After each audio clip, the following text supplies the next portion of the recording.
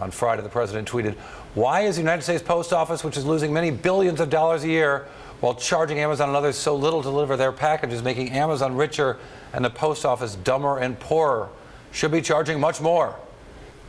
Alex, we talked this morning, and I pointed out that Amazon, actually, they don't give us a lot of details about how their business works, much to the dismay of people like to model stuff like I do. But they do tell us about their shipping costs. And their shipping costs are massive, far exceeding their shipping revenues. If you look at the annual numbers, the losses that they have in shipping were as high as $7.2 billion last year, and are sure to be probably about 30 or 40% higher this year. Sure. Yeah, and you know, the reason they get such a good price from the post office, it's been reported that it's about $2 a package, is because they're such a high volume shipper. They're almost certainly the post office's largest client, although of course it's the details of that relationship are secret.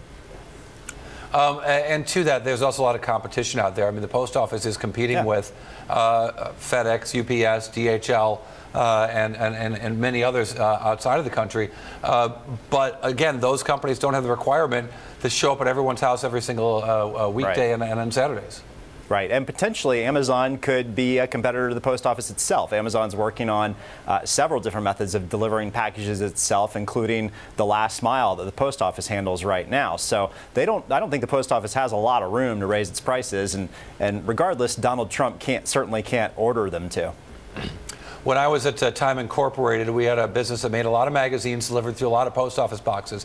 And the company actually ran a project in a handful of major cities where they were doing their own delivery of magazines, bypassing the post office.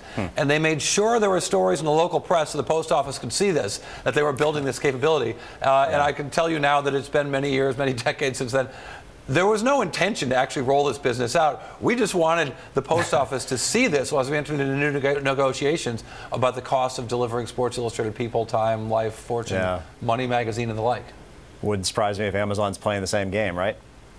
Well, exactly. So I wonder what you think about that as it relates to what Amazon's trying to do in terms of competition and even putting drones on 60 Minutes.